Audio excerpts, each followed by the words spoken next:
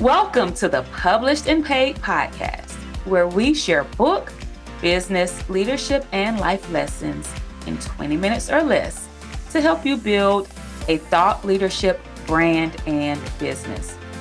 My name is Jasmine Womack. I'm a former middle school language arts teacher turned seven-figure entrepreneur, and I am glad that you are here. Let's get started.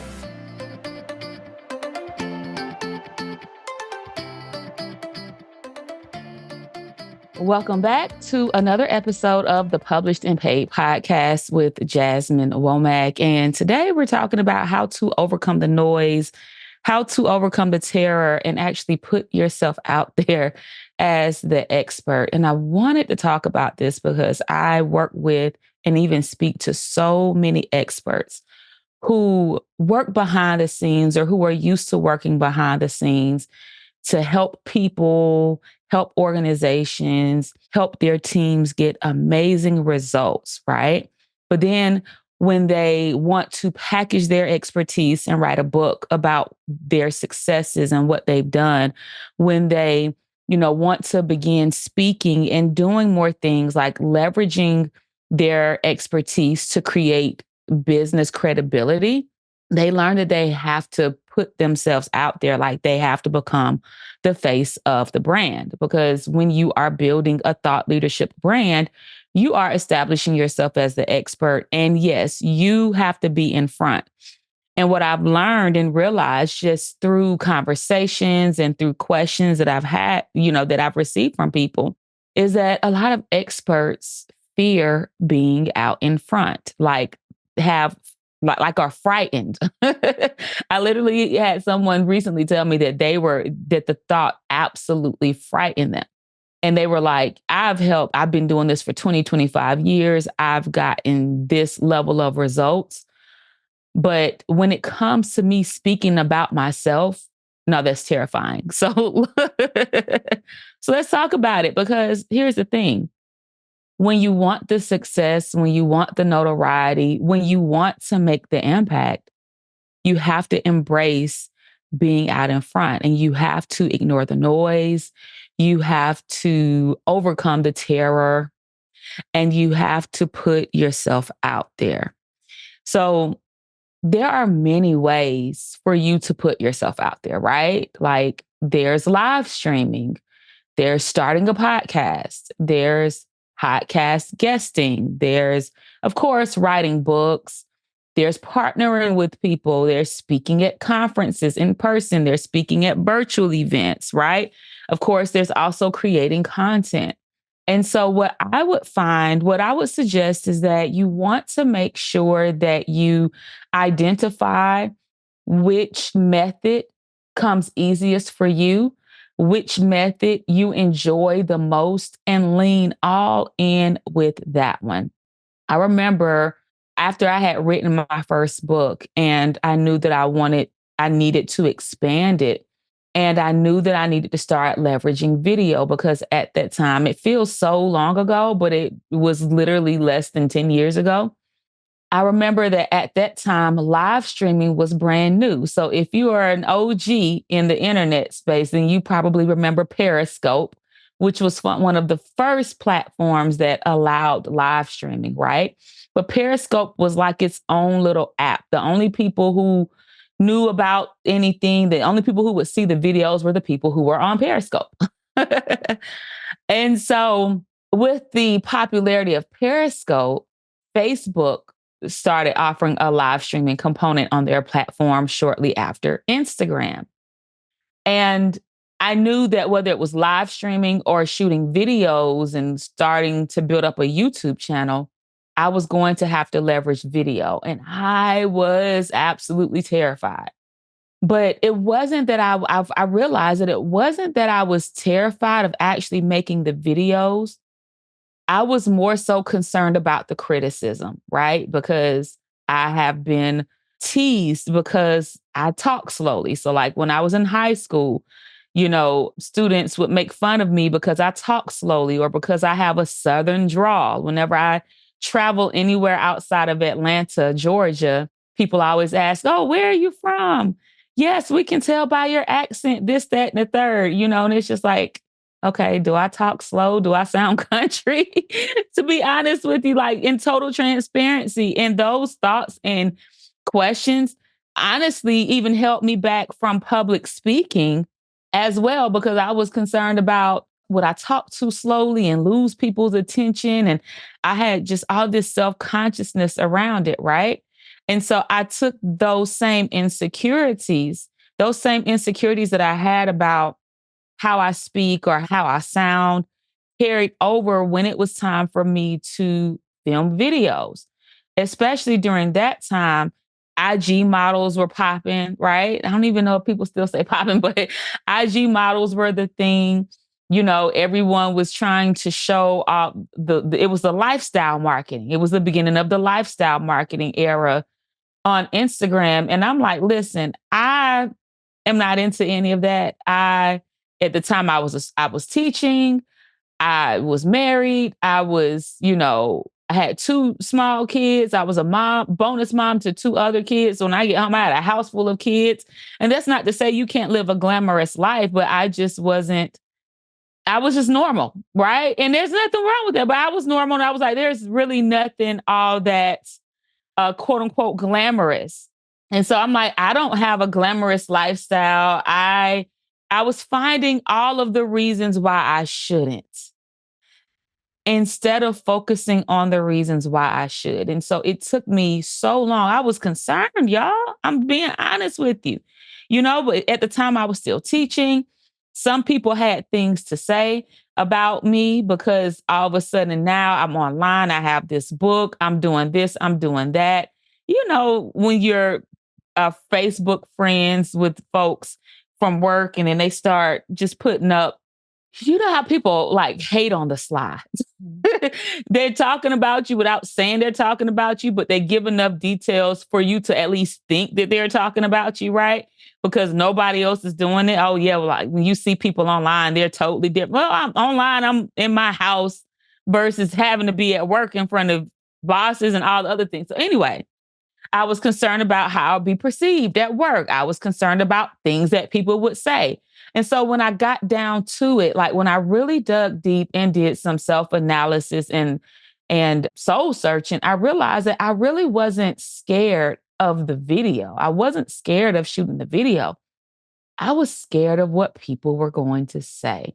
I had fear behind people having negative perceptions. I had fear behind me not presenting myself as polished or as quote unquote what I thought had to be perfect during that time.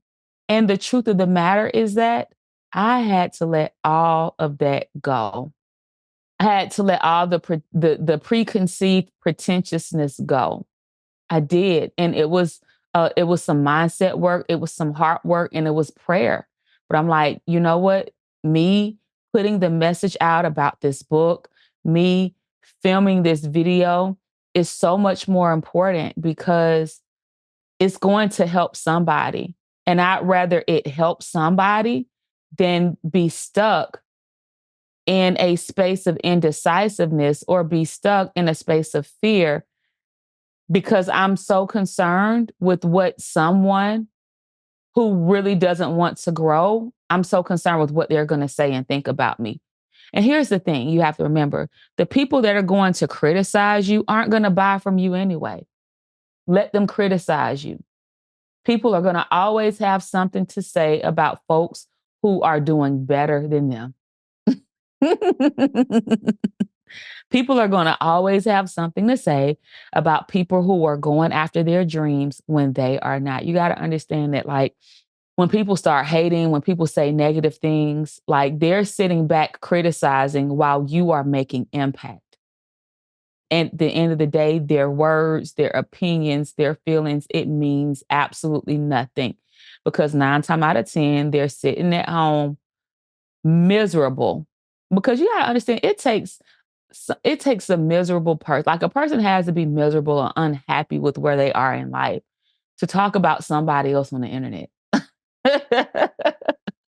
or to talk about somebody that they don't even know.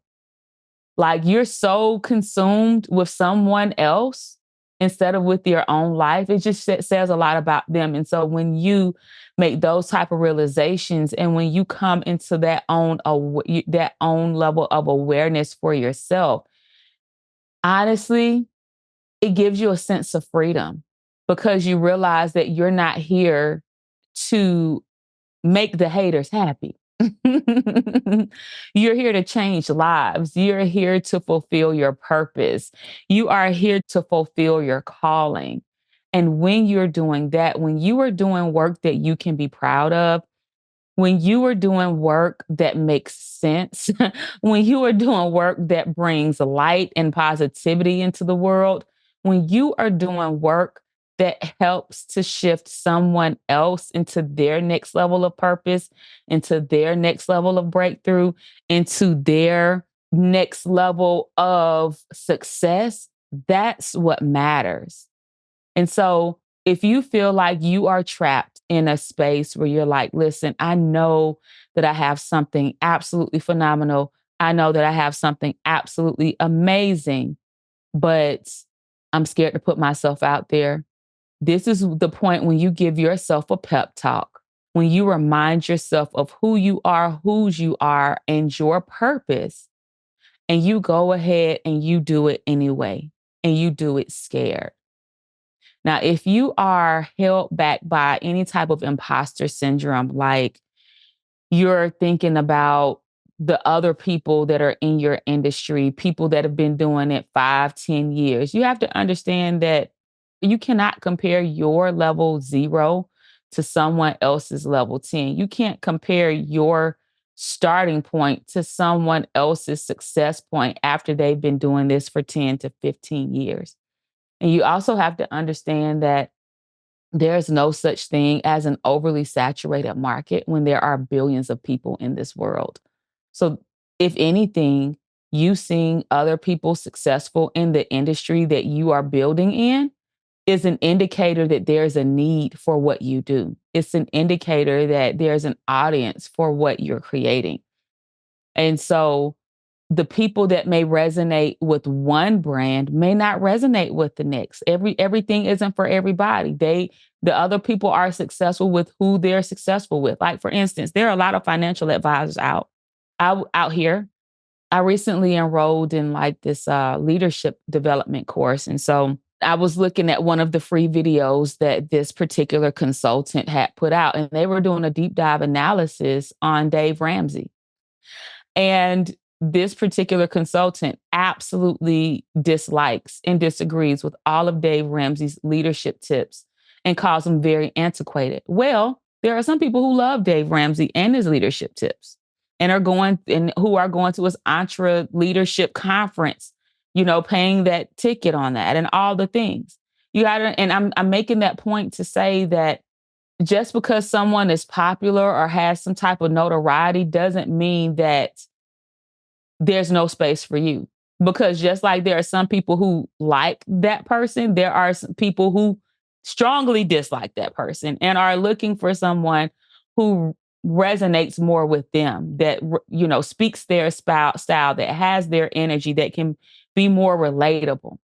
So there's always space, but in order to make the space for yourself, you have to show up. People have to know that you exist. Myron Golden calls it becoming findable. You have to be findable. And so just remember that you have what it takes, but your confidence and your skill set is going to grow in you doing the work. The more you show up, the easier it's going to become. The more you show up, the more that you are going to perfect it. Like, for example, when I first started going live, I used to need a whole entire set of notes outlined and all the things. Now I can write down simply some keywords and use it as a guide, and I can just flow. I know what I'm going to say. But this is after 8, 9, almost 10 years of me speaking, virtually, of me, speaking on my stages and on other people's stages. It takes time to develop. But just know that as long as you stick with it, as long as you trust yourself, and as long as you create the space for you to show up, not only will you do phenomenal, but you're going to change so many lives with it. All right. So I hope that this was helpful for you. Definitely make sure to subscribe to the podcast. Make sure to share this out to your community. And please leave a review. If you are on Apple Podcasts or on Spotify, make sure that you leave a review as well. And if you want to go deeper, I want to invite you to join us in our upcoming workshop, Elevate Your Authority with a Best-Selling Book. And you can look down below in the show notes for the link. And you can also visit JasmineWomack.com/elevate. It's totally free. And I look forward to seeing you there. Peace, love, and impact.